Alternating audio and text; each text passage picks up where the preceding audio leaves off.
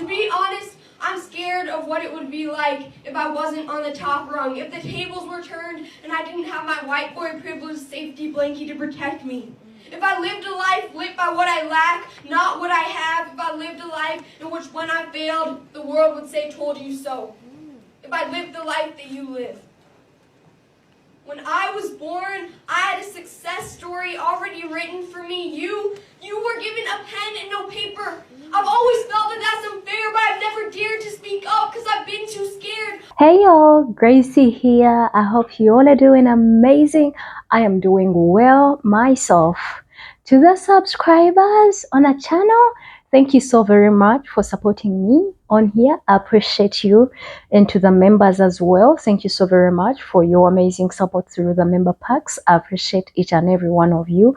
Thank you so very much once again. Today's video is an amazing poem from a white boy that, unpacks the realities of how different the worlds are like for the palm-colored people and the melanated people or minorities in America. And I couldn't put it anywhere better. I feel like I don't even have so much to say about it. But let's watch this clip together. We come back and talk about it. Dear women, I'm sorry. Dear black people, I'm sorry. Dear Asian Americans, dear Native Americans, dear immigrants who come here seeking a better life, I'm sorry. Dear everyone who isn't a middle or upper class white boy, I'm sorry. I have started life at the top of a ladder while you were born on the first rung. I say now that I would change places with you in an instant, but if given the opportunity, would I? Probably not, because to be honest, being privileged is awesome. I'm not saying that you and me on different rungs of the ladder is how I want it to stay. I'm not saying that any part of me has for a moment even liked it that way. I'm just saying that I fucking love being privileged and I'm not ready to give that away. I love it because I can say fucking and not one of you is attributing that to the fact that everyone with my skin color has a dirty mouth. I love it because I don't have to spend an hour every morning putting on makeup to meet other people's standards. I love it because I can worry about what kind of food is on my plate instead of whether or not there will be food on my plate. I love it because when I see a police officer, I see someone who's on my side. To be honest, I'm scared of what it would be like if I wasn't on the top rung, if the tables were turned and I didn't have my white boy privilege safety blanket to protect me. If I lived a life lit by what I lack, not what I have, if I lived a life in which when I failed, the world would say, "Told you so." If I lived the life that you live. When I was born, I had a success story already written for me. You were given a pen and no paper. I've always felt that that's unfair, but I've never dared to speak up because I've been too scared. Well, now I realize that there's enough blankie to be shared. Everyone should have the privileges that I have. In fact, they should be rights instead. Everyone's story should be written, so all they have to do is get it read. Enough said. No, not enough said. It is embarrassing that we still live in a world in which we judge another person's character by the size of their paycheck, the color of their skin, or the type of chromosomes they have. It is embarrassing that we tell our kids that it is not their personality, but instead those same chromosomes that get to dictate what color clothes they wear and how short they must cut their hair. But most of all, it is embarrassing that we deny this, that we claim to live in an equal country in an equal world. We say that women can vote. Well, guess what? They can run a country, own a company, and throw a nasty curveball as well. We just don't give them the chance to. I know it wasn't us 8th grade white boys who created this system, but we profit from it every day. We don't notice these privileges, though, because they don't come in the form of things we gain, but rather the lack of injustices that we endure. Because of my gender, I can watch any sport on TV and feel like that could be me one day. Because of my race, I can eat at a fancy restaurant without the waitstaff expecting me to steal the silverware. Thanks to my parents' salary, I go to a school that brings my dreams closer instead of pushing them away. Dear white boys, I'm not sorry.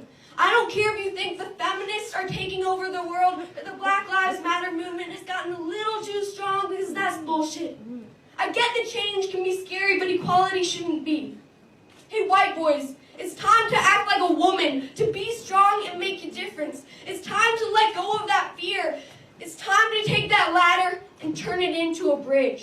This video highlights the injustices that minorities go through on a daily basis in the US or in the West in general. And I couldn't even have put it any better.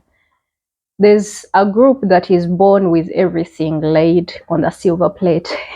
And whether you know it or not, whether you believe it or not, it's the truth, it's the reality. That's how things are like. But if we are seeking to change things, then I think the first step is to admit that because you are palm colored, that is an automatic A that comes with you that other minorities do not get to have. They, from birth, they have to fight their way to the top. And you don't have to fight your way to the top. I do hear a lot of people always coming out to say that that's not how things are like. We also struggle, we also work, we also go through this. But you know, it is the little things that you probably are too busy to even notice that destroys people's lives. And probably those little things, you don't face them. And why? Still because the privilege comes by the fact that you were born with that. And the systems that were established before you were even born, they enable these small injustices to keep happening to the minorities. And since you do not live in their world, of course, it's going to be easy for you to say, no, we are all equal. We are all the same. Now, a lot of palm coloreds always come out to say, oh, you know, what should we do if things need to change? Well, admit, first of all, admit that this is happening and also approach these issues without your feelings. Because a lot of people come into these conversations with their feelings attached and they don't want to be offended so much. They don't want to listen. And even when they listen, they want to be defensive. And that's the problem. You can't come to solve a problem when you don't want to listen without any bias. Because the truth is, what you guys feel, you feel like every time a minority has to air out the injustices that happen to them, is they are trying to attack you and they're already trying to judge you. That's not judgment. That's how they feel. And the best way to deal with that situation is to sit and listen and challenge the system. Because if you speak up, you will be heard way better than the minorities are going to be heard. Unfortunately, it's the reality of the 21st century. Society is still unequal. There is injustice, imbalance everywhere. But who gets it the worst? Of course, the minority, which has the melanated people, and of course, other groups. So most of the times, whenever these conversations come up, tie your feelings somewhere else. And please, for 1 day, for 1 hour, for 1 minute, listen and think about it.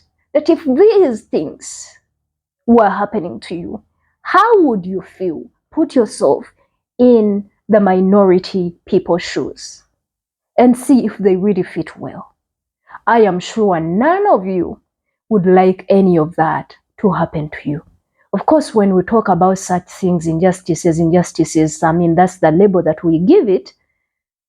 And a lot of people be like, now what are you talking about?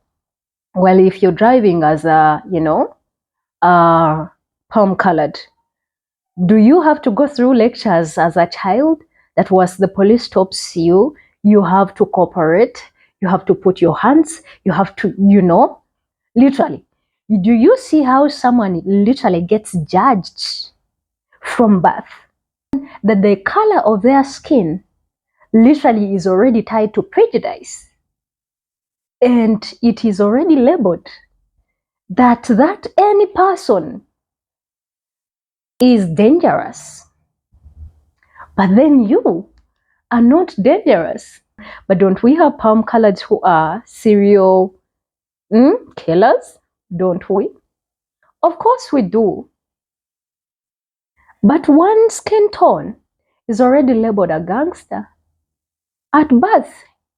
So you don't see what the people that push these kids and bring these kids into this world have to go through to literally mentally, physically, psychologically prepare these kids for the world they have entered into.